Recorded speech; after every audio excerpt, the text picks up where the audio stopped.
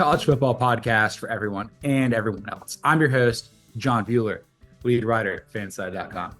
I'm joined today by a man who is more heartburn than heartbreaker, who is more Santa Fe than Hawaii. I don't know if he's an Oregon donor, but he's back on the show in one piece. Cody Williams, content director, fanside.com.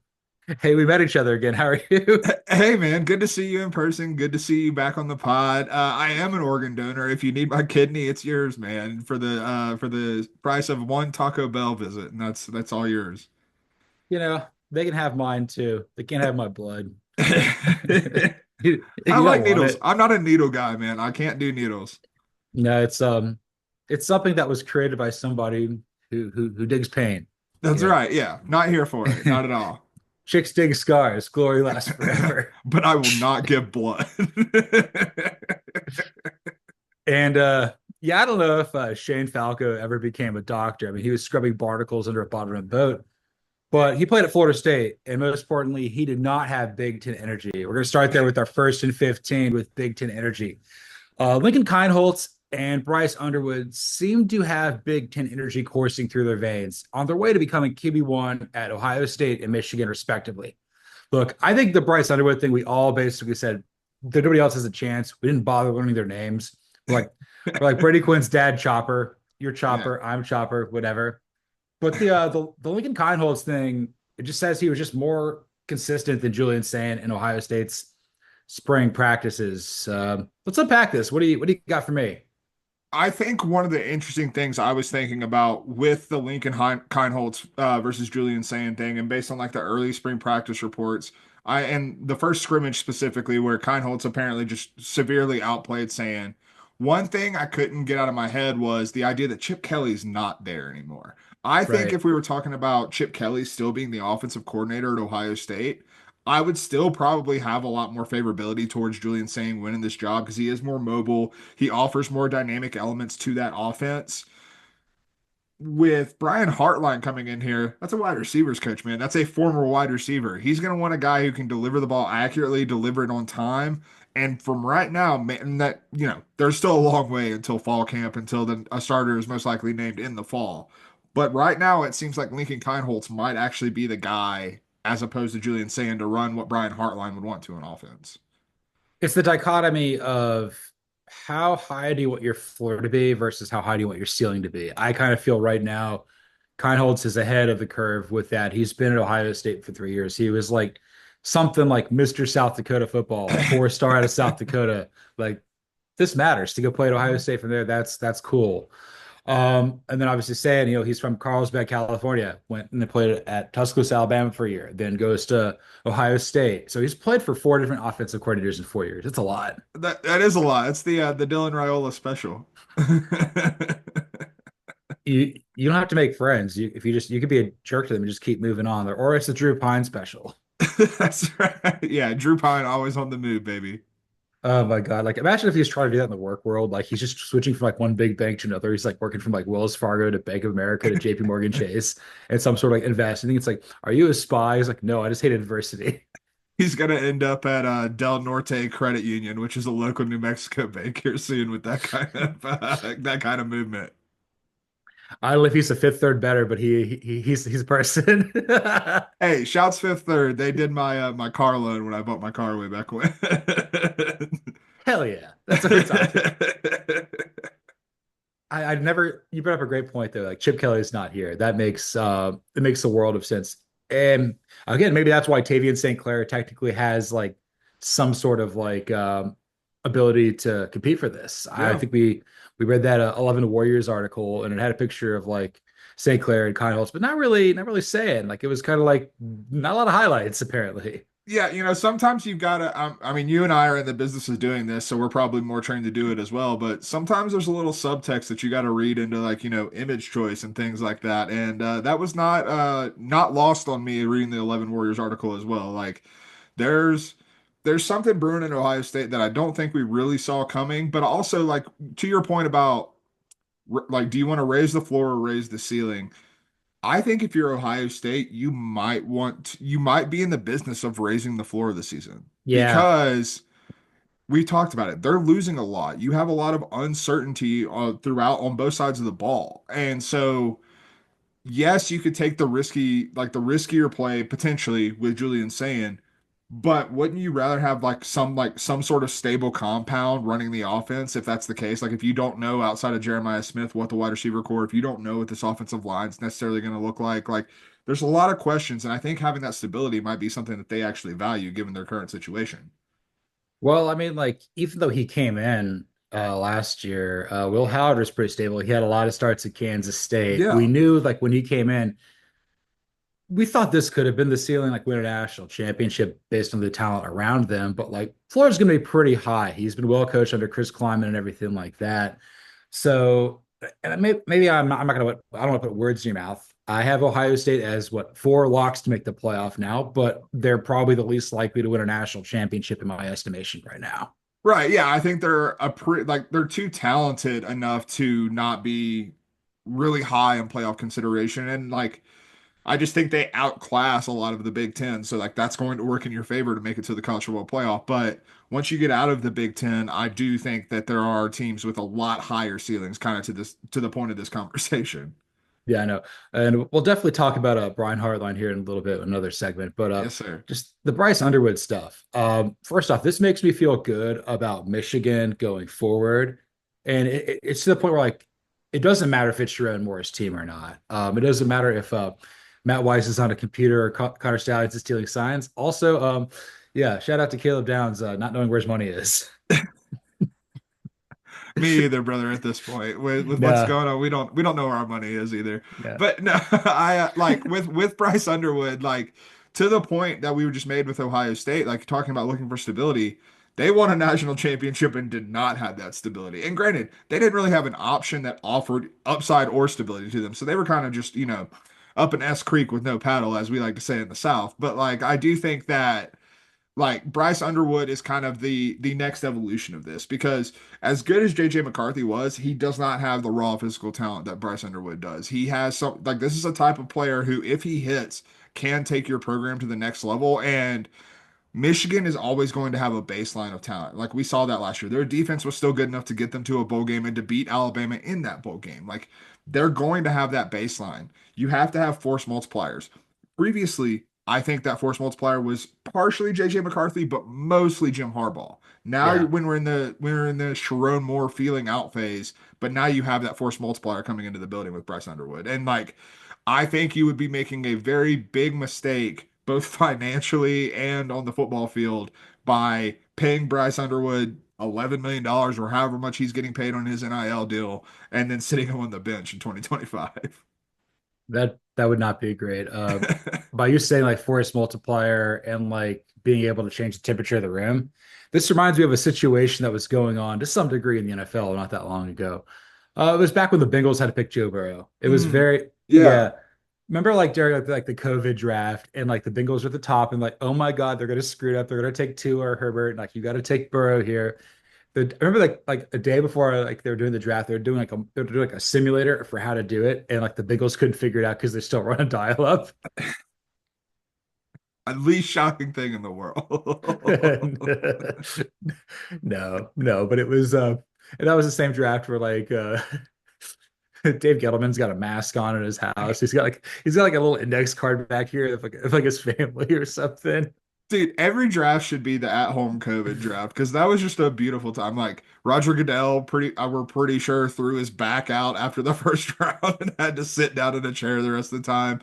Bill Belichick's just cutting to his camera with his dog. Mike Vrabel's got the world's biggest chaw in the world on while he's making his pick for the Titans. Somebody is in there taking a massive dump at his Nashville house. You have who was it? Who was the receiver for? Was it Judy or something? Was it Jerry? I'm trying to think. There was some No, guy who was like on the phone with somebody oh, else. it was CD, first of Oh all. yeah, there we go. And And then then and then his girl tried to reach for his phone and he was like, no, no, no, no. Isaiah Wilson's girlfriend like tackled him, and then his mom threw him off, and he that was about as long as he was in the NFL. Go Yeah. Dogs. What a draft moment. uh, we long for that draft. I mean, you got CeeDee Lamb, we got AJ Terrell. It was a great draft. Right. Yeah, we're thriving out here. Only problem is the Falcons started the year off 0-5, and Dan Quinn went bye to your team. But I was about to say, but then he came to the Cowboys and we had some good defenses. Shouts And Dan now Quinn. and now he's in division, so it's even worse. Yeah, it got worse. It got worse from there. That, that's how it is. You like it, and then it turns on you, like Just like everything, man. like leftovers. That's right. That's right.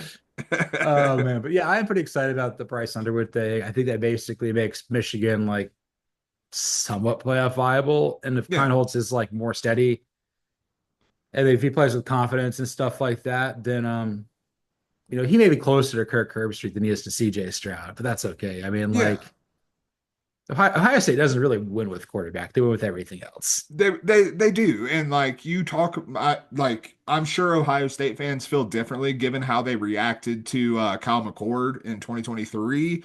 But man, a lot of this at Ohio State, and one of the reasons I think that people were frustrated with Kyle McCord when you really boil it down to it is this is kind of a plug and play offense at quarterback. So like, yeah, Lincoln Kienholz should be good. And in terms of Bryce Underwood, like I'm not sure that it makes like I'm pretty sure it doesn't make Michigan a national championship contender, but I do think it makes Michigan a team that if they got into the playoff, I wouldn't want to play against Michigan and Bryce Underwood. That sounds like a nightmare for your first round matchup. 100%. And, it also sounds like a nightmare. Arch Manning going to the Browns next year. Yes, you're doing great, sweetie. Apparently, Adam Schefter has finally discovered the notion that like, no, our Arch Manning is not turning pro after this year. You and I have been on this bandwagon the whole time. Like, this is patently stupid. This is not how the Mannings work. But he took the time to take some time on like NFL Live or something like that we'll never get back, and now we're going to talk about it. Hey man, look, you and I might be the smartest people in the room talking about Arch Manning and knowing what the Manning family is going to do, but there's a lot of people who are watching NFL Live who may not realize that, and they just see the name Arch Manning, and they're like, I can't wait to draft him. Well, you're gonna have to wait a bit because, like, we talked about this before. There's so many factors why Arch Manning would stay, and like, yes, number one is the Manning family. You look at Eli, you look at Peyton. They stayed 4 years at college. Why the hell would you not do that with Arch Manning? But the biggest one to me is the experience factor. I firmly believe that there is a sea change going on in the NFL where they're going to value experience in quarterbacks far more than they have previously. Like we've seen too many Anthony Richardsons, too many Trey Lances in the NFL that where their big thing was, well, they just need reps. Well, it's really hard to get reps in the NFL. Preseason and training camp reps, they do not count in terms of reps. And like you're not getting the reps that are going to make you viable to start an NFL game. Arch Manning, after 1 year, might be better off than Anthony Richardson or Trey Lance, sure. But at the same time, I do think that being able to get those reps and like develop from those reps is something that's going to be super valuable to Arch Manning. Like I think year two is going to be a big year for Arch Manning. You look at the top five quarterbacks in this draft. Cam Ward has started for 4 years at three different places: Incarnate Word, Washington State, Miami. Shedeur Sanders has started for 4 years at two places: Jackson State and Colorado. Jalen Milroe started for 2 years at Alabama. But Quinn Ewers has started for 3 years at Texas and played in Mhm. college for 4 years. Jackson Dart, I think, started 3 or 4 years USC and Ole Yeah. Miss. Like they've all crossed that threshold where like that's not going to be the reason they fail. Yeah.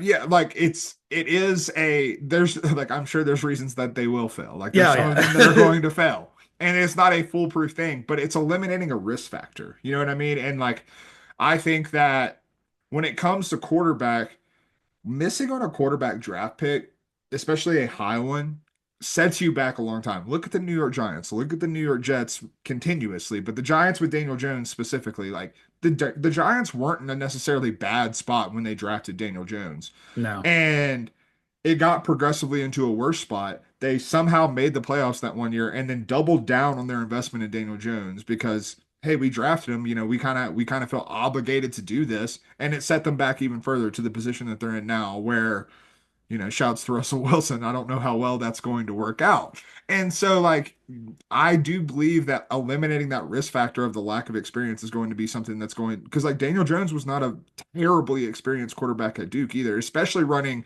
any semblance of a pro style offense. Like he was just No. running around, and that's what he ended up having to do in New York. That's essentially what it was. Steelers are kind of dealing with this too. Ben Roethlisberger waited too long to retire. Didn't want anybody to back him up. They went with the hometown hero, Kenny Pickett. Has about as much arm strength as you and I combined. Right. Didn't work out. Now they're going through the 5 stages of quarterback grief right now. I don't know. They don't want Aaron Rodgers. I don't think they want Dart. I don't think they want. I don't think they want to watch football this year.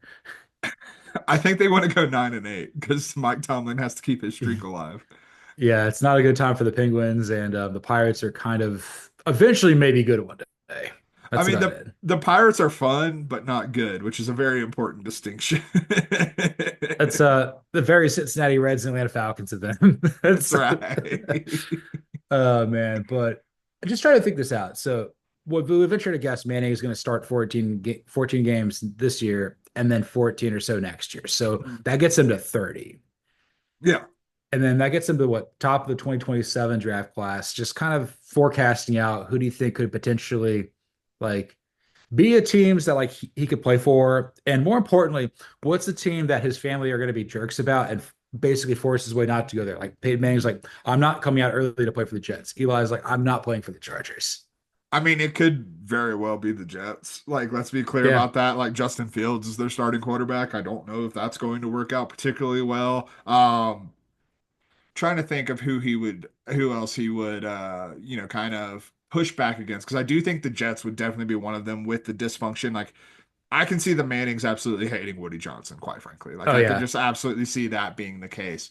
Um, Teams that could be in the like, honestly, if things go as poor, like if the rumors around Pittsburgh are currently true, where they're looking at Aaron Rodgers and Jalen Milroe, there's a chance in 2 years that the Steelers are looking for another quarterback, Hmm. and like could Yeah. like that 9-8 streak could be going down the toilet pretty quickly.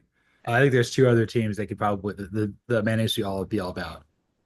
Let's just say, for example, the Saints played just slightly better with Derek Carr, and they're not in the position to get Derek Nussmeier or Derek Nussmeier, excuse me, Garrett Nussmeier. Garrett Nussmeier goes to like the Browns or something like that, and Yeah, he'd probably have a lot of success there with Stefanski, and they'll turn it around with that. right. Or I think that then there's the whole thing. It's like, oh, you're going to Grandpa Red's team. That's a huge like Yeah. that's a huge play to be put under. The star of Isidore Newman. Also, I think that there's a chance that the 49ers may not have a clue what they're doing, and then that opens up. I mean, that would be hilarious, first of all. But yes, I could see that. But like, I do think that there is, I'm we saw Peyton Manning go to play for the Colts, which when he went to the Colts had not been good in a long No. time. So like, yes, they were a once storied franchise, but they weren't necessarily like the cream of the crop at that point. I do think that that's like the history of it all does matter. So like, I have a hard time seeing any dysfunctional organization, any team with questionable ownership or general management. I have a hard time seeing the Mannings being invested in that. But I do like think that they do have a keen eye, and their ideal scenario is going to one of these historic powers, whether that's San Francisco, whether that's Pittsburgh, whether that's New Orleans. Like New Orleans may not have the history of those other two franchises, but personally to the Mannings, it certainly does. Oh yeah, I mean, but it's also because of Archie Manning. It's like where you go matters. He's the pride and joy of Ole Miss, and then he goes to the Saints, and they didn't know what they're doing. I mean, Archie was good, but outside of that, not great. I wanted to do like a documentary about the Falcons Saints rivalry, and they just talk about the first 12 years in the league. It's like neither team had a clue what they were doing. It was great. They were just going out there and playing patty cake. It was great. And like Kenny Powers, where Kenny and his brother would go beat up those two brothers. So Kenny Powers is the LA Rams, and his brother Dusty or whatever his name is, he's the 49ers. And That's then right. um Oh God. but the point is Arch Manning's gonna be playing college football for 2 more years, and that's good for him, that's good for us, it's good for everybody except the same dumb people who thought Zach Wilson was actually gonna be good. Which apparently I don't know if you saw this yesterday, but Woody Johnson does not remember that apparently because he was talking about all the great quarterbacks in the 2021 draft and conveniently did not talk about Zach Wilson, who they took number 2 overall. Just because your great grandfather was somebody doesn't mean you're anybody. And That's this is right. false start. I guess it didn't mean enough to him. It don't mean enough. It never uh, does. uh, Former USC wide receiver, now with Georgia, Zachariah Branch, is raving about Gunner Stockton's work ethic and competitiveness. It has me back in my BS and all in on Georgia once again. No, I don't think Georgia's going to win a national title, but it makes me pretty excited with what I read about this. Gunner Stockton just kind of seems like the kind of guy that like it's an interesting way of iron sharpening iron. I kind of felt that Beck was a mega talent, and he did it too, but it's just like the game came easier to Beck than probably Stockton. So he has to work harder at it. Maybe the game comes easier to Zachariah Branch. Maybe this helps him become better and achieve all he can before he turns pro. No, so I had a thought that came to mind with this. I'm obviously, not a Georgia fan in this situation, but I do think obviously this is a positive sign. The fact that you're getting it, like, it wasn't an unhonest assessment. Like, sometimes you can see these spring reports and like you can see the BS just kind of dripping off of them. This didn't really seem like that. Like, it wasn't overly glowing, but it was like, yeah, man, he throws a good ball, and like I think we're building a rapport together, and like that's the stuff you want to see with two new players like in bigger roles in this program. And I think that the one thing that I started thinking about though was, you look back at Zachariah Branch at USC, and like USC fans were happy to let him go for reasons, I guess. And the reason was because he didn't really produce at the level that they wanted him to. The more I think about it and the more I look at Zachariah Branch as a player, I wonder if at Georgia he's just going to be a monster because he's not shackled by the Lincoln Riley scheme. Like, so much of Yeah. Lincoln Riley's scheme is like, be here at this spot at this time. Well, Zachariah Branch is a freelancer. That's why he's so good in the return game, why he's so dangerous. And when you have that type of player, you kind of just got to let them cook. And maybe Gunner Stockton is that, like, from the little bit we've seen of him, it kind of seems like he might have a little bit of that in him, a little bit of that Stetson Bennett in him. And I think someone like Zachariah Branch would absolutely appreciate that type of football. And so, like, the more I'm thinking about it, the more I'm thinking like these two might just kind of be the perfect match at a place like Georgia. Cause like Mike Bobo, he's not calling a complicated offense. We know that very well, but like we also know that part of that is he's going to let his guys do what works for them, and if that's a little bit of freelancing, then let them freelance, man. A lot of great points about the offense. So they were talking about Zachariah Branch, like what's the differences between running the Lincoln Riley air raid that has a powerful running game? I'll always give Lincoln Riley Oh yeah. team credit for running the football. Whereas Mike Bobo is like about as pro style as it gets outside of Jimbo Fisher, what he would do. Uh With a quarter of the playbook. yeah. That too. But like he That was says, a what's the shot big at Jimbo, not at Bobo, to be clear. Jimbo coming out there with a binder this thick. we got some Jimbo Bobo. Jimbo Bobo. Jimbo Bo, baby. Yeah. Uh, but Zachary Branch is like, yeah, I had no idea what hand signals are, and that's like how it's like, what did I type in? Love Uh, it. but that's not to say that like he's not going to figure it out. I mean, he went to Bishop Gorman, USC, and Georgia. Like he's not stupid. Like this, No. he'll figure. I also think the fact that like Stockton was like Bobo's guy, he was going to play for Bobo at South Carolina, out of Raven County, and everything like that. So I think that's a big thing. I think he's a better fit for Bobo's system than Beck was. Beck was probably like, okay, initially I'm going to play in like Monken or Coley's system back in the day. Yeah. And then I think that like so scheme, and also I think you're talking about being shackled by like the air raid system. I just think that Stockton's a little bit better athlete than Miller Moss Oh and yeah. or Jade Maeva maybe a little bit. Maybe Maeva plays a little bit closer to Stockton in some capacities, but like the way that like Stockton's going to run around, throwing lanes are going to be a little more open, so there's going to be a Mhm. little bit more areas to freelance, and I'm excited about it because I don't know. I feel like last year's offense was so frustrating because Beck just had to like, I'm down my top three receivers. I got to thread a needle in the rain. This is hard. I felt bad for him in that situation. I don't feel bad for him now, but I feel bad for him then. No, I definitely don't feel bad for him now. Bringing a lot of his current struggles in Miami on himself, some would say. But I think that you're absolutely right when it comes to this Georgia offense. Like, and I think you're right to be feeling optimistic after seeing stuff like this, because I think like my takeaway is that, like, watching Georgia's offense last year, it felt like there was a cap on it. Like, we saw it like outside of the second half against Alabama. Did we ever really see Georgia's offense like consistently take the like have a defense on their heels, I think is probably the way to say it.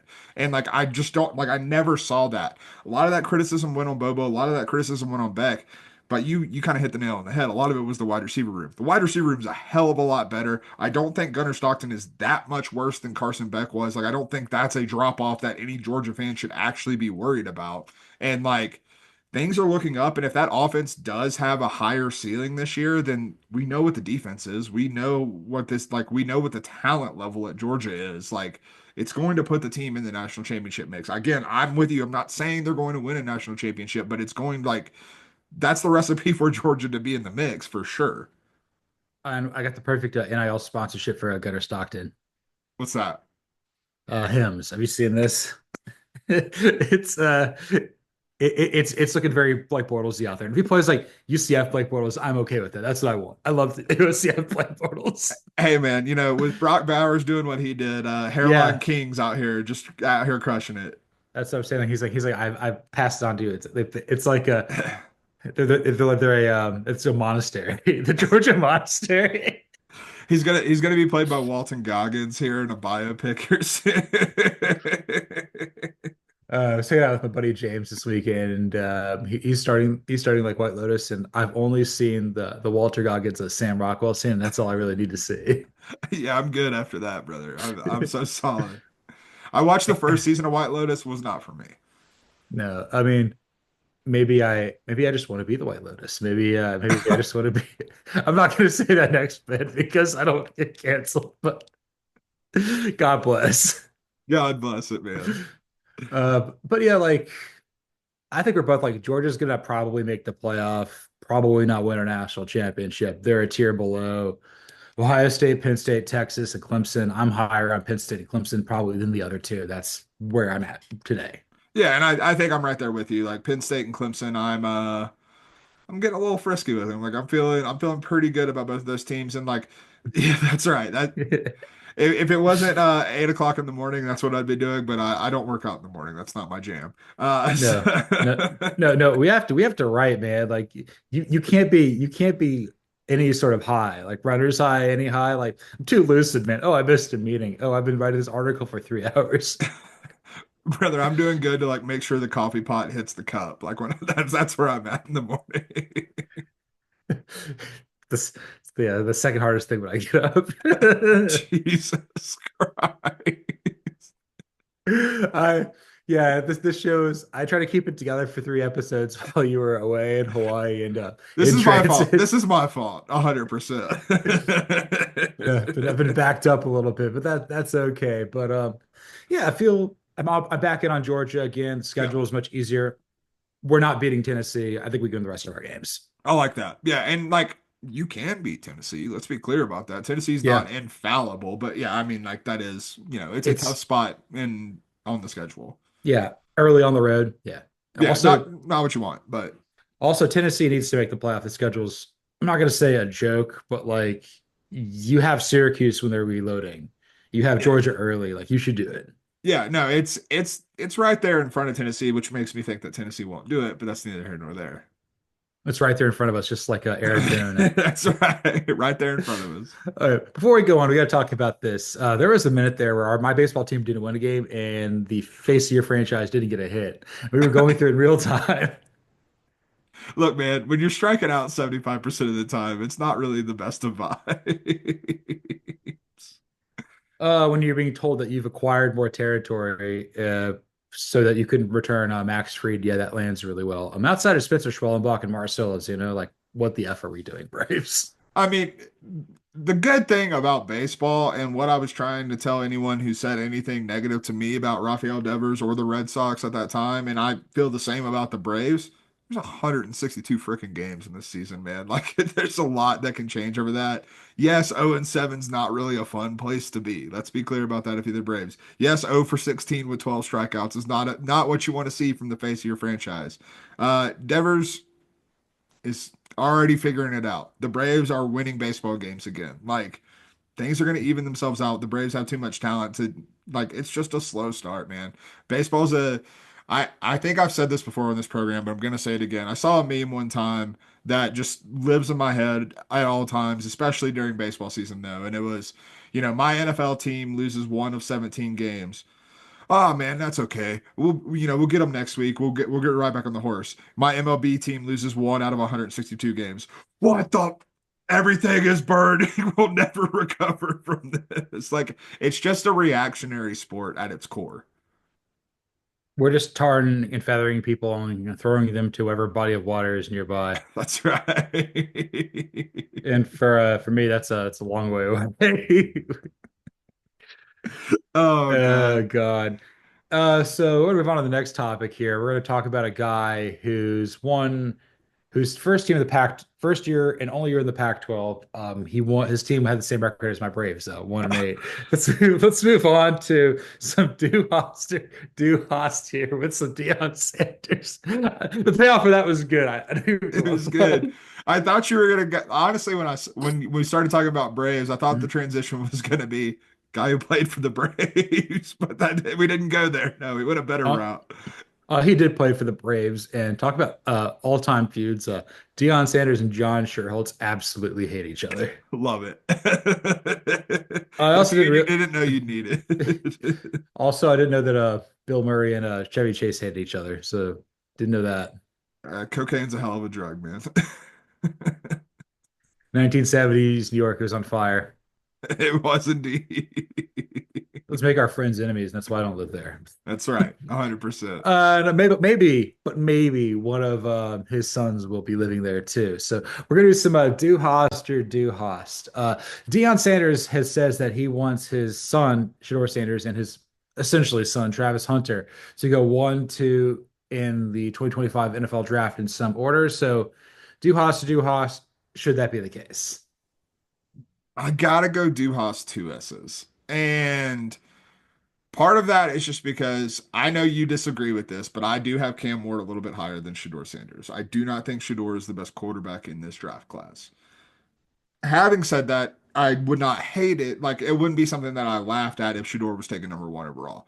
Where I actually weirdly push back on this, even though I'm also higher on Travis Hunter than you, is Abdul Carter is a better football player. Yeah. Abdul Carter is a freak of nature. Abdul Carter is, I frank like as good as I think Travis Hunter is, I do think that this rookie season could be a little bit of an adjustment period, whether that's, trying to play both ways and failing, whether that's trying to pick one position and still needing to learn the nuances of that position, whether that's wide receiver or corner, specifically wide receiver, because his route running is a little shaky at best right now.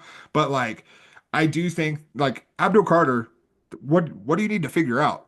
Tell him to go out there and get after the quarterback, and he's going to do it because he's a freak. Like, it's just I think that these are two very talented players, two players I would be more than comfortable, more than happy if my team drafted in the top 10 of the draft. But Abdul Carter's a better player, and I think Cam Ward's a little bit better quarterback right now. I'm kind of surprised. I kind of agree with you and pretty much most of your assessment here. I'm do Haas two S's as well. And I don't really have a problem with Shedeur Sanders going 1 or 2. It's a quarterback, it's a premium Yeah. position. I may prefer Shedeur over Cam Ward, but like whatever. Like I know how like draft odds work, and the Titans are Yeah. probably gonna take him. I have a problem taking Travis Hunter in the top 2. Yeah. Exactly. Strictly because like he's not a quarterback and he's not Abdul Carter. Right. Exactly. And he's not He's an offensive tackle. Like if he played no. offensive tackle, sure, but like he does not. And then you're throwing in the playing both ways thing, and maybe it could work out. I didn't realize he won the Blitnikoff. I'm like, okay, I thought Jeremiah Smith won that. I would have. He's the Blitnikoff in my book. That's Right. Not my Blitnikoff. that's not my Blitnikoff. Okay, that's a new segment, not my There Blitnikoff. we go. Or we basically react to like Eric Crouch's catch, not my Blitnikoff. Not my Blitnikoff, man. Did you see they're making a statue for him outside of the Rimba in the desert for Fred Blitnikoff? I did see that. They got to put Snake next to him. They have to put both. 100%. You can't not have both. I would have. That's part of like I covered the Raiders and I love the Raiders. Was like I wanted like that the late '70s Raiders with Madden as the coach, Blitnikoff and Snake, just like go just crushing Millers, playing pool, beating the snot out of the Dolphins and the Chargers. It's great. It's so good. That team was a vibe. It's like Oh, them, absolutely. the Bad Boy Pistons was a vibe. But yeah. Oh, Very yeah. different, a very different vibe, but a Uh, vibe. and then my favorite vibe, the Jailblazers, with like, Yes. like you're not touching that. What was that for TIN 10? Best vibes in college There football. we go. I like it. Uh, I'm gonna go ahead and promise it. That's a Thursday segment waiting to happen, baby. it's happening. It's happening, brother. But yeah, like Travis Hunter's like got to go and play for a team that doesn't know what it's doing. Mhm. And in that situation, like just the weight of it all, that team's going to collapse in on you. And the way that people get through it is if they're insanely mentally tough. And that's not saying that he isn't or is, No, but yeah. I'm just saying like Abdul Carter, it's like you're going to focus on one thing to help make the Cleveland Browns or the New York Giants or the New England Patriots or the Jacksonville Jaguars better. And he's Mhm. going to know how to do that. He's going to do that well. I don't know if the team's going to be good, but he's going to do that. No. Whereas like Abdul Carter is like for the Patriots, you want to catch balls from Drake May? Okay, never mind. We can't stop anybody. You got to play both ways too. And then he's just getting frostbite out there for how long he's playing. I am I've started developing a half-baked theory. I think Travis Hunter's going to the Raiders. Yeah. And here's how I'm getting there. So Cam Ward is like minus 5,000 to go to the Titans. Like that's pretty substantial. So I think Cam Ward's probably going to the Titans. I do think the Browns take Abdul Carter. I cannot get past the idea. I still think the Giants take Shedeur. Like Yeah. Russell Wilson is not your future quarterback. We know that, and like I just think you're going to end up in it as a worse version of the Steelers, which not just because it's Russ, but just like running, like spinning your tires with veteran quarterback options. Like I'm not a fan of that. So I do think Shedeur Sanders is still very much live at Yes. 3. And even if it's reversed, like even if the Browns take Shedeur, if you're the Giants, do you pass on Abdul Carter? I don't think you can personally.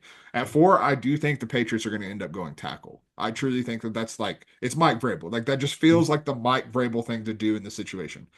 The most mocked draft pick in the entire world, Mason Graham to the Jaguars at 5. Yeah. And then you have Travis Hunter sitting there, which hell of a decision. Travis Hunter or Ashton Genty at 6 if you're the Las Vegas Raiders. Like kind of hard to go wrong, but if you're talking about an organization that loves excitement, if you're talking about an organization that is willing to take risks, and you're talking about an organization like you look, I'm sure Pete Carroll is absolutely licking his chops at the idea of being able to coach Travis Hunter. So like I'm kind of talking myself into Travis Hunter to the Raiders.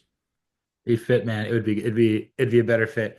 Also going back to it with Shedeur going to the Giants, I think he's just built for it. I think he's Yeah. you gotta remove yourself from the cowboy of it all, mature enough. He can handle it all with whatever that is. And then if that happens, then you cut Jameis Winston, you trade Kirk Cousins, and he's my backup. That's what we need. Right. There we go. That's the move. But no, and to your point about Shedeur in New York, like there have been some people who have been like, oh, he's such a lightning rod, like that could be a bad combination. I'm with you. I completely disagree with that because Shedeur has faced a lot of criticism throughout his college career to this point already. And in a pretty damn big spotlight. Yes, not the New York media, but a pretty big spotlight. Shedeur seems pretty unaffected by most of it. Shedeur seems pretty Teflon to anything that's going to come his way like that. And like he seems like the type of guy who not only could potentially like let any of the New York media nonsense roll off his back, but also kind of win the crowd over. Like Russell Crowe in Gladiator, win the crowd, win your freedom. Also, people are sitting there thinking like, oh, he's like Deion Sanders' son. He's it's been like it's a cakewalk here. I'm like, well, he's playing a different position than his dad. Yeah. And he was not a high. I mean, he was a 4-star, but Yeah. he was going to play for Willie Taggart at FAU, I think I initially. think that's right. Then you go to Jackson State. It's like I got to help my dad out. Oh, my dad's like he's going to play for either the South Florida Bulls, the Cincinnati Bearcats, or the Colorado Buffaloes. Probably one of the best of all three at this point. And Yeah. I mean, you flip your record around from 3-9 to like 9-3. I think Colorado went 4-8 now in retrospect, but you get what I'm Oh saying. yeah, Like 100%. that's not easy to do in a place that has not won very much in a long time. No, like the narrative around Shedeur Sanders, I feel like is coming from non-college football fans, if that makes sense. Like anyone who watches college football with any level of rationality looks at Shedeur Sanders and has to see a guy who's just gone out and done the work continuously. Like You watch him at Jackson State compared to this past season at Colorado. Yes, he's still not a perfect quarterback prospect. Yes, he still holds onto the ball too long. Yes, he still pats the ball, which is apparently a big topic on social media that players want to debate. But regardless of all that, when you go back and watch what he was doing at Jackson State, that was just a dude who was better than everybody else. And he got into a situation where he wasn't just better than everybody else, and he worked to like hone his craft and become a better quarterback. Like this is a dude, yes, he comes from a wealthy family. He comes from an NFL pedigree. It's it's still not the same thing. Like those of us who have watched college football have watched Shedeur Sanders become like a leader and a player. Like you watch a Colorado, you go back and watch those Colorado football games. Those teammates love Shedeur Sanders. Like Yeah. there's no one who's like not picking him up off the ground. Like there's three guys immediately around him when he gets his S rocked. Sorry, I about cursed. When he gets his S absolutely rocked and he's laying on the ground, like people are coming down there. Like there's a lot of body language signs that says Shedeur Sanders is not what a lot of people want you to think he is. No, and his NFL prototype works. It's Kirk Cousins, it's Geno Smith, and if we had to do it again, they're probably first round picks. And I Yeah. wish Geno Smith was a first round pick because his career would be different because he wouldn't have gone to the I Jets. was about to say, put Geno Smith on someone other than the Jets and let's see how this works out. Oh man, yeah. Everybody, I think everybody, with the exception of like Ryan Fitzpatrick and Chad Pennington, Vinny Testaverde, even well Sanchez had it figured out, but like it got bad really quick. Yeah, it was a flash in the pan, but it was a beautiful flash in the pan. So we don't believe that it's going to work out for Deion Sanders, but we think it's more of a Travis Hunter issue than a Shore Sanders issue, which I think runs counter to most people's thinking. But that's why you listen to False Start for this hard hitting insight at the Ass Crack of Dawn. The ass crack of dawn, and I'm not saying we're right, but I think we're right. And I'm not saying we're right or we're going to be right, but he gone, he coming. We're going to move on to our penultimate topic, probably spend the most time on this one. Yes, sir. Adam Brittenberg, shout out to not longer being hacked on X, put something out for ESPN, basically saying like top assistant coaches and coordinators who could be on the rise for jobs in 2026 and beyond. So he broke it down into three different clusters. He broke it down into, I'm going to look this up because that is not the right tab. This is the right tab. Okay. He broke it down into clusters of Power Four Launchpad, splashy new hires, and names on the rise. So kind of like see or no or Bulldog. That's right. God, that should have been the segment for Antonio. Maybe we just rename it that. See no or Bulldog for There we today. go. There we go. Okay, so the four he's got for the power, the six he's got for the Power Four Launchpad are Georgia defensive coordinator Glenn Schumann, Penn State offensive coordinator Andy Coltonecki, Arizona State OC Marcus Arroyo, Clemson OC Garrett Riley, Oregon OC Will Stein, and Ohio State OC Brian Hartline. Anybody that you're like, I'm all about this guy. Brother, you know I'm all about Andy Kotelnicki. Come on now. You know that's my guy. And like I do think that this is a big year for him because there is a chance that if Penn State doesn't live up to the hype this year, if Drew Aller doesn't take another step forward, I think a lot of that is going to come back on Kotelnicki. Like I'm not going to say he's going to lose his job at Penn State or anything like that, but it does feel like his head coaching star might get dimmed quite a bit if that does happen. I don't think it's going to. I'm very optimistic about what Penn State is going to look like this year. And I think that when you see the success that Lance Leipold has had at somewhere like Kansas, and you see what Andy Kotelnicki has done to kind of start transforming this Penn State offense, knowing he comes from that Leipold tree, you have to be really intrigued on what that could mean for your program. Not just offensively, like you're going to get a really good offensive mind, but I also think the talent development and the program building that Kotelnicki is familiar with, I think is something because like Penn State, yes, they are a traditional college football power, but they are like tier two in that. And that's because they don't recruit at the level of your Alabamas, your Georgias, your Texas, your Ohio States. And the fact that they're still relevant, the fact that they're going to go into the season as a top three team in the country, that's a testament to something that Kotelnicki is like helping orchestrate there with James Franklin. So Nikki, Kotelnicki. I had a feeling that would be your choice here. Yeah. I'm higher on him too. There's one guy I'm higher on, but to my point with Cole Nicky is I think that like if it works out for him, I think he replaces Brent Pry at Virginia Tech. I would love that. I That think would that would be make a ton of sense. I really like or that. or Mike Loxley at Maryland, something like that would be God. yeah. Yeah. I like both of Uh, those. Maybe Tony Elliott at UVA, but I think Tony Elliott's going to keep his job. I think Yeah. he's making a turn. Yeah, he's I'm not I'm you know let's not get over our skis with Virginia, but I think Virginia is going to be a good football team. Definitely not great, but a good football team. Yes. The coordinator of these six that I like the most, believe it or not, it's Brian Hart. I Ooh, okay. I don't care about him being a coordinator. I think he's gonna be an awesome head coach. That's fair. That's completely fair. Yeah, it's like the I mean, what Davos when he was a wide receivers coach, Urban Meyer was a wide receivers coach, and those two of the best of our generation, so to speak. And I feel that like the fact he played in the NFL for a decade, you could sell that with people. The fact he's been at Ohio State developing talent, I think that wherever he goes, it's gonna work. I don't know if that's Wisconsin. I don't know if that's Cincinnati. I don't know if that's Kentucky, but I could see that all working in places like that. It's going to look interesting this year. We're going to be like writing like Brian Hartline hate articles because half of Columbus hates him. But Yeah. like, I think he's just built for it. I think he's a potential head coach in the future for sure. I had not thought about this. I was thinking about this large, like through a lot of these, I was thinking largely of what they've done as a coordinator, and I'm very skeptical of Brian Hartline as a play caller. I'm very skeptical of That's Brian fine. Hartline as this, but you raise a really good point.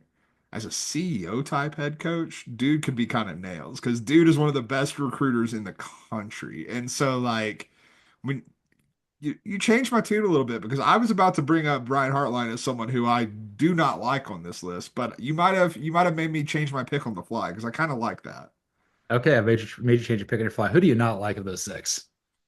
I do got to go with Glenn Schumann, man. Yeah. And like you have opened my eyes to this one as well.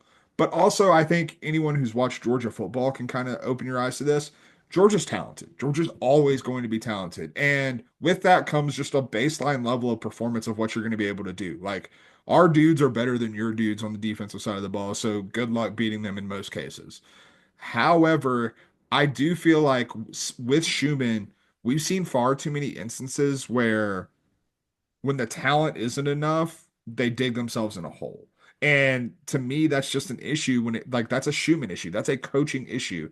And it's especially damning when Kirby Smart is a defensive minded head coach and you're still seeing these problems. That comes down really on the coordinator because Kirby obviously is trying to evolve into more of a CEO type, not being as hands on in the defense as he once was. And I think as we see that more of the responsibility is coming on Schumann, and I'm not sure the results were quite there. And so, like, that worries me if I'm trying to hire someone as a head coach. That was my number one for sure. I saw it up there. I'm like, Adam, I love your writing, but no, you got this wrong. Right. He just lacks dog. He's just the Ben Roethlisberger you have at home on the sidelines. Kirby Smart's biggest thing is his ability to motivate, manipulate. He's very sound schematically. He's also a really good recruiter and everything like that. But like, I kind of feel like he's just a bump on the log there, like Freddie Gonzalez. I think there's better candidates on the Georgia defensive staff. I think Dante Williams has a far better chance to succeed than him. Maybe T Rob at some point too. Hmm. But like, look at Fran Brown. Look at how much success he's having. Yeah. Look at Dan Lanning. He just doesn't check that box. And I could be wrong here. I could be very, very wrong here. But like also the fact he's only been at the upper echelon of college football. He's alma mater is Alabama, where he was a GA or a SA when he was there, and then at Georgia. Like, and then you go to Lex to Kentucky. You think that's going to be the same? Hell no, No. No. no. No. Like I think Schumann. Honestly, you know what? I think Schumann's destined career path is most likely going to be is he's going to get a job that he is not ready for, whether that's Kentucky, where a Power Four job that he's not ready for because he is the defensive coordinator at Georgia. It's going to flame out spectacularly. He goes back to Georgia or he goes to the new Steve Sarkisian rehabilitation center for since Nick Saban closed the doors of his rehabilitation coaching center. And we're going to go down there and we're going to get it right. And then Glenn Schumann gets a second job and he thrives at it. Maybe at like a lower level power four or something like that. But I think the second job is going to be where Glenn Schumann really gets his like starts to live into what people are trying to say he is now, but like that's a like it there's too many red flags. 100%. So I have to pick somebody from the other three, and it's really hard. I've been going back and forth. I'm just doing this on the Sorry, I'm fly. sorry, I'm sorry. No, no. I'm going to be a contrarian. I think the Will Stein hype is getting a little out of control. It's possible. It's entirely possible. And the reason I'm going with him, because Glenn Schumann's clearly number one. I think Marcus Arroyo, basically how they ended for him at UNLV was not fair. Yeah. And he's come back with a vengeance. He was great at Oregon. He's great at Arizona State. So when he gets next one, it's gonna be really good. I think that's gonna be a good one. I wanted to go Garrett Riley, but I'm like, I thought about this. Oh no, this is Derek Carr. He's hearing all the Mm, negative crap said about his brother, so he'll pick and choose, and he'll live vicariously through his brother's mistakes. And Will Stein's like kind of hoping Louisville opens up, but Jeff Brom's got that. He's like, well, I'm gonna try to prove it wrong and probably go to a worse job like a Virginia or something like that. But yeah. again, I think there's this chance that Will Stein succeeds, but like again, you're following Kenny Dillingham. What's the difference? Maybe you're right. The Cody tells of Kenny Dillingham. No, definitely possible. I actually kind of loop Will Stein and Garrett Riley in a little bit of a similar bucket, really, because there's things I like and things I've seen that I could definitely see them being a head coach, but there's also enough trepidation. Like, Garrett Riley was supposed to be the cure-all for Clemson's offense. Seems to be working now, but damn, it took a minute. Like it took us a minute to get to this Yeah, point. Will Stein, we don't know what this guy looks like when he doesn't have a quarterback that's coming into the building with 60 starts under his belt. Like he's had Bo Nix and Dylan Gabriel. Now that's no longer the case. Now we're kind of flipping the script on that. We don't know what that's going to look like. We don't know how that's going to change things when an offense that's predicated on your quarterback basically being smart and experienced when you don't have a smart, or I'm not going to say smart, but when you don't have an experienced quarterback, like we don't know what this is going to look like. So like there are enough questions about there. Like I trust both of them as offensive minds, but they have shown me enough question marks, or there are currently enough question marks to where I'm not sure I'd feel really confident giving them a head coaching job right now. it's like we've come full circle on Will Stein. We've been talking about this guy for 3 years now. Like Like, I think we both like Will Stein, and this yeah, is not a negative Will Stein thing. I'm just not sure he's ready to be a head coach. Like, and now let's be clear. If he comes out this season with Dante Moore and the Oregon offense looks the same as it ever has, go right ahead. yeah, Yeah, like then that's going to change my tune on this for sure. But that's not a guarantee at all. no, not at all. So, we're high. I'm high on Heartline. You're high on who are you Coda high on? Mickey, baby, Cody Coda Mickey. Mickey. I'm down a little bit on Stein. We're both down on Schumann. The next four, there's only four here. So we got the splashy first year hires. We got Oklahoma offensive coordinator Ben Arbuckle, Florida State defensive coordinator Tony White, Miami defensive coordinator Corey Heatherman, and Texas Tech offensive coordinator, not Texas State, Texas Tech Yeah. offensive coordinator Mac Leftwich. Um, I'm pretty high on Tony White. I think that's the one that I like the most here. I think he Okay. bet on himself to leave a good spot at Nebraska. Defense has been good. I think the combination of Castellanos coming in at quarterback, Gus Malzahn at OC, Norvell's not a bad coach. I think he's had a bad staff there. Adam Fuller was the weekend at Bernie's. He was just a corpse out there. Hmm. Yeah. Very much Um, so. you get back to I mean, Tony White's kind of been up for like I think he was the finalist for the Syracuse job that went to Fran Brown. Like it seems like it's going to happen at some point, maybe not right away, but this is the guy that we're going to be talking about for the next 3 years to be a head coach at some point. No, I like Tony White as well. I'm probably gonna surprise you with this one. I'm gonna go with Ben Arbuckle. Okay, I actually really like. I think Ben Arbuckle, and we've seen this time and again in college football over the years. I think that there's a chance. Like I don't think Ben Arbuckle necessarily is going to get a head coaching job after the 2025 season, but I do think he might go into a job that sets him up better for that. I think that if we see Ben Arbuckle's star diminish at all this year, it's unfortunately an Oklahoma issue and not necessarily a Ben Arbuckle issue. But like you look at what he did at Wazoo last year, man, Wazoo was a thankless job last year. You're basically like hitching like parasitically onto the Mountain West for your conference schedule, and you're still ranked in the top 25 for most of the season. You have an offense that takes a guy like John Mateer, who the majority of college football fans had never heard of prior to last year, and now now he's the quarterback at Oklahoma. Like you've consistently made things happen, and I think Ben Arbuckle is in a position where he's free of those shackles, and now his star is going to be in a bigger spotlight. It might not work out this year, but I do think long term, like he's a guy who I have my eye on, who I frankly I think Arbuckle I think he's made to be like a high-end G5 coach. Like Ben Arbuckle is the head coach of Memphis. I think could be something really special or something like that. Follow me on this. If Garrett Riley gets the job, he replaces Garrett Riley at Clemson, and then he Yes. goes and he's the head coach at Baylor at some point. Ooh, I like that. Yeah. I think Ben Arbuckle's star is just like just beginning to rise in a real way. He just got to get off his parents' health insurance There we first. go. That's right. I don't know if we have anything good or bad or negative to say about Corey Heatherman or Mac Leftwich. You got any thoughts about either of them? I do like Heatherman. I honestly I wish I could say I knew more about Leftwich. I don't want to speak positively or negatively because I'm frankly a little ignorant to what Leftwich does. So like that's kind of where I'm at with that. But I'm big on Heatherman. I think he's going to be a really good fit in Miami. But I also do wonder if it's head coach material necessarily. Like I think he might just be not. I mean, he's too young to say this, but like a Jim Knowles type, just someone who is a defensive coordinator at a lot of stops and does really well in that role for a long time. Yeah, my childhood friend's dad, John Tenuta, forever. Yeah. Yeah, Yeah. exactly.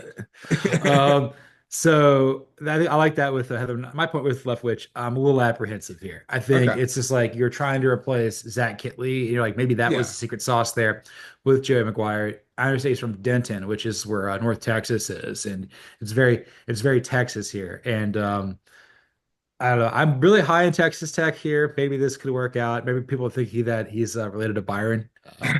He's not. They He's don't look anything alike. They don't look anything alike. the resemblance is not uncanny. It's canny. It's canny, yeah. I'm gonna start using that in this situation.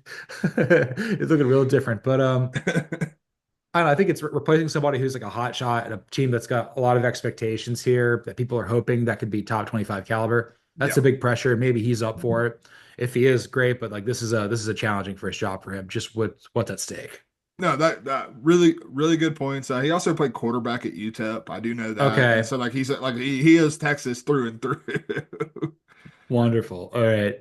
A lot of other names here. I'm not going to read them all because I could, but I'm not going to. Um, I'm just going to say collectively, I think we're both pretty high on Georgia Tech offensive coordinator Buster I Faulkner. yeah, we can get that one out of the way. Buster Faulkner should be higher on this list, man. Yeah, Buster Faulkner. That was the guy that we were talking about, Katie McAnally at work. Like, who is it? That's the guy from Maryland, right? Yeah, yeah, Yeah. yeah, Uh, Buster Faulkner. I mean, I want him as an OC. I want him Oh back in yeah. the building, dude. Any guy who can make Georgia Tech's offense in a post Paul Johnson triple option era look the way the Georgia Tech offense has the past couple years, despite the fact that like, look, Haynes King is good for Georgia Tech. Haynes King is not a good quarterback. Like I will die on that hill for sure. And he's made him look awesome in a lot of really big spots throughout the past couple seasons. And on that note, a guy who's really good for his team, not a good quarterback. I'm not liking the idea of Colin Klein as head coach. No, I'm not either. I was left underwhelmed with Texas A&M last year, their offense, and part of that was injuries, but like also it feels like I don't know, man. I like frankly in a lot of ways I don't want Texas A&M stink on my program. And like we're high on Mike Elko. We think it's trending in a better direction, but it's not there yet. And I think Colin Klein is part of the not being there yet, unfortunately. What did Jesse Palmer teach you back in the day? Never trust Texas A&M under any circumstance. I mean, it's a tried and true lesson. All right. Looking at some other names on here. Trying to think who else. If I had to pick one other guy I like besides Buster Faulkner to do really well, um, I'm in a weird way, I think it's Danton Lynn Okay. because I feel like again he's seen it. He's seen some stuff. Yeah. He's I mean obviously his father's former head coach of the Chargers. He's served under Lincoln Riley and Chip Kelly. He's got room to grow. I think that like he's just taking in a lot of different information. So maybe like by the time he's like in his late 30s, early 40s, he'll be ready. I don't know what job that is, but Yeah. I don't know. I think there's a way that might work. No, I like D'Anton Lynn. He would be number two be after Buster, or sorry, he'd be number three after Buster Faulkner. My number two is Brian Haynes, the defensive coordinator at Miami, or Miami, Indiana, excuse me. Right. Um, and the reason for that is, man, you look at what Indiana did last year, and so much of it was made about them hanging 70 on really bad teams and like their schedule and stuff like that. Man, even in their big games, that defense was ready for the challenge. Despite like having the same talent disadvantage that we saw the offense have, they still limited Notre Dame pretty substantially. They still limited Ohio State pretty substantially in terms of what they were able to do offensively. That's a coaching thing, man. That's a coordinator thing. And the fact that Indiana and Kurt Signetti, they let Tino Sunseri walk, and they're like, Brian Haynes, we will give you whatever you want. Do not leave this program. Like that tells me a lot. Like I trust Kurt Signetti with my life, and if that's the way he values Brian Haynes, then I'd be foolish not to value him the same way. Well then, hell yeah. And the one that I would throw out there, not that I don't like it, I just think he might just be a career coordinator. That might be Tim Banks.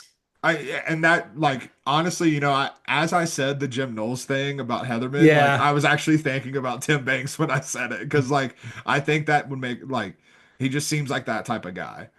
Jim and Tim. Jim and Tim, Tim. they are Tim. him. HIM.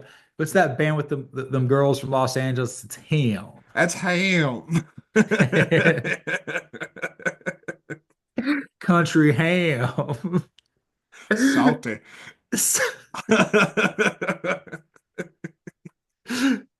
Right now, right now. That's right. That was actually pretty good. I've been missing to do something like that for you, Mike. I wanted to find something that was just juicy behind a paywall at ESPN. We took care of it, 100%. We're here for it. and we're 100% here for this. We're gonna do some spring break with Antonio to finish up the show. So That's right. I mentioned in the last episode that he made his way into your suitcase at the Honolulu airport on the way to Albuquerque and then to Phoenix. And you said, look, you can come. Bueller wants to hang out with you, but you have to go like do something during the day while we have meetings. So he went and bothered Katie Dillingham, and then he showed up in the Uber Eats cart with the lukewarm Bud Light that you ordered. Hey, the Bud Light saved us that night, that's for sure. But no, like let's start off with Antonio showing up in my suitcase. I get to the hotel before I fly out to Phoenix and I open up my suitcase and out pops Antonio and I was like, Antonio, this suitcase was pretty full. How the hell did you even get in this thing? He said, Oh, I threw out all your shoes. And I said, what? And he said, yeah, they're sitting at the Honolulu airport. And I was like, okay, first off, they're probably going to think that's like a shoe bomb or a bomb threat going on there. Secondly, the hell am I supposed to wear? I have on Chacos and it's like 50 degrees in Phoenix right now. So what am I going to do here? So we had to, sort that out before we got anything going. He did tell me a little bit about his adventures with Kenny D, and apparently they were at the bowling alley that we later went to earlier that day. Yeah. And there's a reason half of the lanes were closed, and it's because they just started bowling with Antonio, like, just absolutely just sending him down the lane. When we found that out, we told him he was mad jealous that like you could throw it 25 miles an hour. And Antonio, for lack of a better word, he keeps under 18. Jeez. Yes, he does. Slow roller, baby. Slow roller.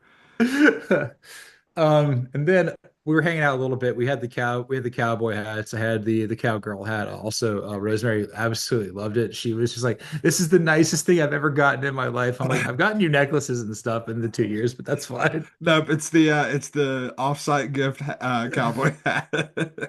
I got you Speaking of yours. speaking of, hold on, I got to shout out our boy Josh Urish, who was absolutely pulling off the cowboy hat in a way that I did not know was possible for anyone on the fan sided brand.